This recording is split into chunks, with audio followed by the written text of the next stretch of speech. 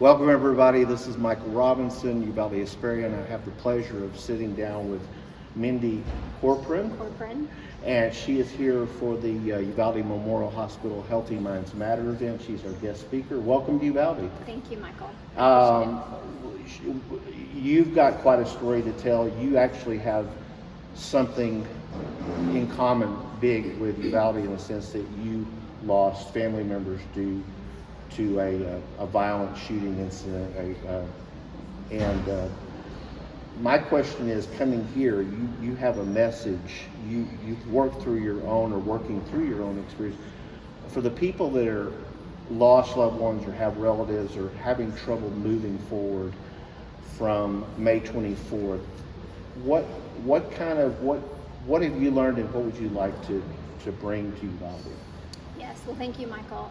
Yes, I am here because 9 years ago, on April 13th, 2014, my dad and my oldest son were both murdered on the same day in the same parking lot by a white supremacist.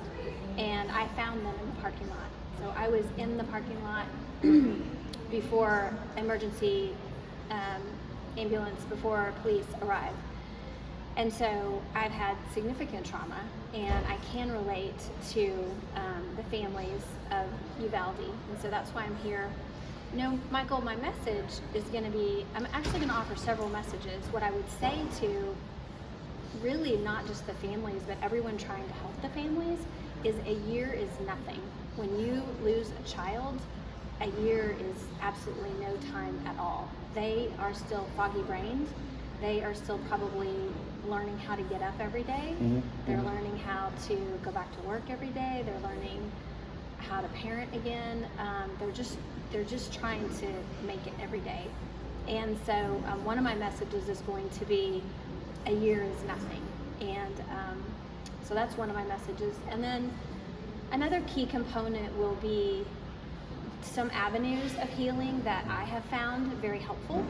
So I'm going to share different types of healing modalities and care that my family went through. Mm-hmm. And then also that everyone heals and grieves very differently. So in my household, after my son was murdered, our older son was murdered, it was my husband and myself and our younger son, who was 12 years old. And the three of us grieved very differently, and we also healed very differently. And we went through a healing process different from one another. So I'm going to share that to hopefully give people a sense of there's no wrong way, and the way that they're doing it is just to continue, but to be aware and acknowledge maybe the differences of how they're grieving inside their own household. Okay, great. One of the things I learned in watching some of your videos and past interviews was after your tragic event, it was pretty high profile, like Uvalde. I mean, you got a lot of letters and different things, and people reached out to you. But you had mentioned that you took the time to read all the letters, and that was a difficult thing. But I think you were doing as part of your healing and grieving process. Can you talk a little about that? Yes, we received thousands of letters, and I would read 14 a day. Reet, our son who was murdered, was 14 years old, and that was just a method that I used, because if I didn't cut it off at 14, you know, during that day, what would I do? How long would I read them? And I would just, probably a week or two after the funeral, and when people had started to leave our home and we were alone in the home, I got up every morning and I read 14 letters a day.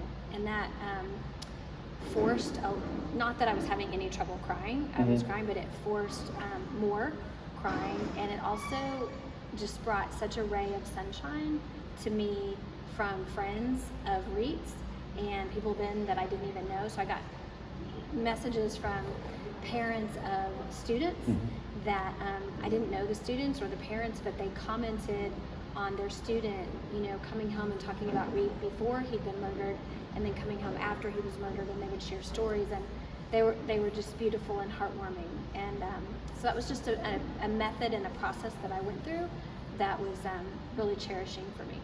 Great. Well, last question. I don't want to keep you, got a busy day, and we're thrilled to have you. Thank you. to Uvalde, which, but I guess my question is, at some point, because I did read, you did a lot of writing, you were a very big writer, and I think some books came out of it. Yes.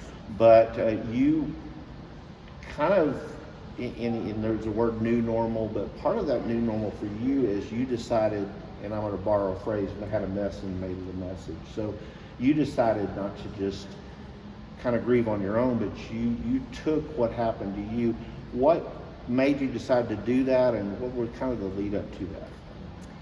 I felt immediately compelled within 12 hours that I was not to grieve privately. It was something inside of me. I would say it was the Holy Spirit. Mm-hmm. I'm very faithful, Mm-hmm. and I believe in Jesus, and I Mm-hmm. believe in God, and I felt like that I was supposed to talk about it. And at the time, Michael, I didn't know that it was really international news. I didn't understand the enormity of what had happened.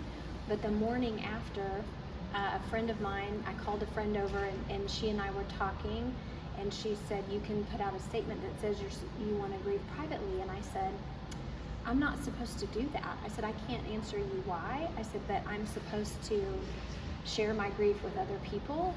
And that's just the path that I felt like was in my heart, was to do that. And then I did write. I journaled for the first 4 years, and I wrote a book called Healing a Shattered Soul. And so tonight we'll have the book available. I'm not sure how it's being handled, but I know that there are going to be some books here this evening, and I'm going to do a book signing. Awesome. Well, great. Yeah. Well, I'm not going to keep you any longer. Okay. And we're thrilled to have you here in Uvalde, and I'm sure that a lot of people want to hear what you have to say, but welcome, and that's all I have. So. Thank you.